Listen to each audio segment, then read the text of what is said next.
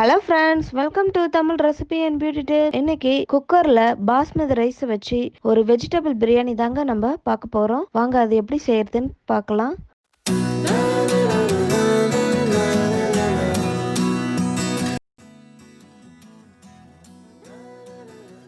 First ஒரு cooker வச்சுக்கலாம். Cooker சூடானதும் 1லேருந்து 2 டீஸ்பூன் அளவு எண்ணெய் சேர்த்துக்கலாம். எண்ணெய் காஞ்சதும் 1 ஸ்பூன் அளவு சோம்பு சேர்த்துக்கலாம். பாருங்க, சோம்பு நல்லா பொரிஞ்சிடுச்சு. இது கூட இப்போ 2 பூ சேர்த்துக்கலாம். அடுத்ததா ஒரு 6 கிராம்பு அதையும் சேர்த்துக்கலாம். கடைசியா பிரிஞ்சி இலை, ஏலக்காய், பட்டை, லவங்கம், கல்பாசி இதெல்லாம் சேர்த்து நல்லா பொரிய விடலாம். பாருங்க, நல்லா கலக்கி விட்டுட்டு 4 பெரிய வெங்காயம் பொடிசையாக கட் பண்ணி வச்சுருக்கேன். இந்த மாதிரி நீல வாக்கில் அதையும் நம்ம இப்போ சேர்த்துக்கலாம். சேர்த்துட்டு நல்லா பொன்னிறமாக வர வரைக்கும் வெங்காயத்தை நல்லா வதக்கி விட்டுக்குங்க. வெங்காயம் ஓரளவுக்கு வதங்கின பிறகு 2 பெரிய சைஸ் தக்காளி, 4 வெங்காயத்துக்கு 2 தக்காளி இப்போ நம்ம இதில் சேர்த்துக்கலாம். சேர்த்துட்டு நல்லா வதக்கி விட்டுக்குங்க. தக்காளி எல்லாம் வதங்கிறதுக்கு தேவையான அளவு உப்பு சேர்த்துக்கிறேன். இது கூடவே 1/4 டீஸ்பூன் அளவு மஞ்சள் தூள் அதையும் சேர்த்து நல்லா வெங்காயம் தக்காளி எல்லாத்தையும் நல்லா வதக்குங்க.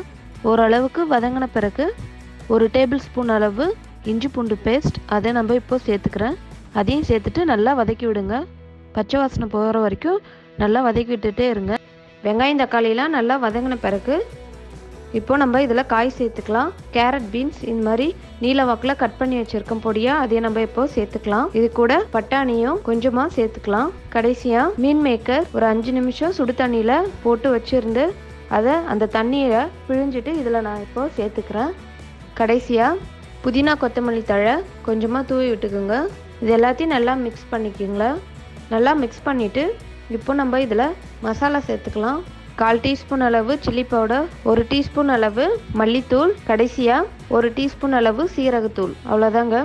இது எல்லாத்தையும் நல்லா சேர்த்துட்டு நல்லா மசாலாலாம் வதங்குற வரைக்கும் நல்லா வதக்கி விட்டுக்குங்க. மசாலாலாம் நல்லா வதங்கிடுச்சு பாருங்கள். இப்போது நம்ம இதில் தண்ணி சேர்த்துக்கலாம். நான் 2 கப் அளவு பாஸ்மதி ரைஸ் எடுத்து வச்சுருக்கேன். ஒரு 10 நிமிஷம் ஊற வச்சுருக்கேன். அதனால் 4 கப் அளவு தண்ணி சேர்த்துக்கலாம். தண்ணி எல்லாத்தையும் சேர்த்துட்டு நல்லா கொதி வரணுங்க. கொதி வந்த பிறகு நம்ம ஊற வச்சுருக்கிற ரைஸை வடிச்சிட்டு இதில் சேர்த்துக்கலாம். சேர்த்துட்டு நல்லா மிக்ஸ் பண்ணிவிட்டு உப்புலாம் செக் பண்ணிக்கோங்க. உடனே மூடி போடாமல் இந்த மாதிரி கொஞ்சமாக தண்ணி வத்துற வரைக்கும் ஓப்பன்லேயே இருக்கட்டும். அதுக்கப்புறமா கடைசியாக கொத்தமல்லி புதினா தழை மேலாக்க கொஞ்சமாக தூவி விட்டு க்ளோஸ் பண்ணி விட்டுருங்க. 1 விசில் விட்டாவே போதும். ஏற்கனவே 10 நிமிஷம் நம்ம அரிசியை ஊற வச்சுருக்கிறதால 2 விசில் விட்டிங்கன்னா குழஞ்சிடுங்க. 1 விசில் விட்டு உடனே ஆஃப் பண்ணிவிடுங்க. 1 விசில் விட்டு கேஸ்லாம் ரிலீஸ் ஆயிடுச்சுங்க. இப்போ நம்ம ஓப்பன் பண்ணி பார்க்கலாம். பாஸ்மதி ரைஸில் செஞ்ச வெஜிடபிள் பிரியாணி எப்படி இருக்குன்னு திறந்து பார்க்கலாம். இங்கே பாருங்கள், சூப்பராக வந்திருக்கு பாருங்கள். எவ்வளோ குழையாமல் உதிரி உதிரியாக இருக்குது பாருங்கள்.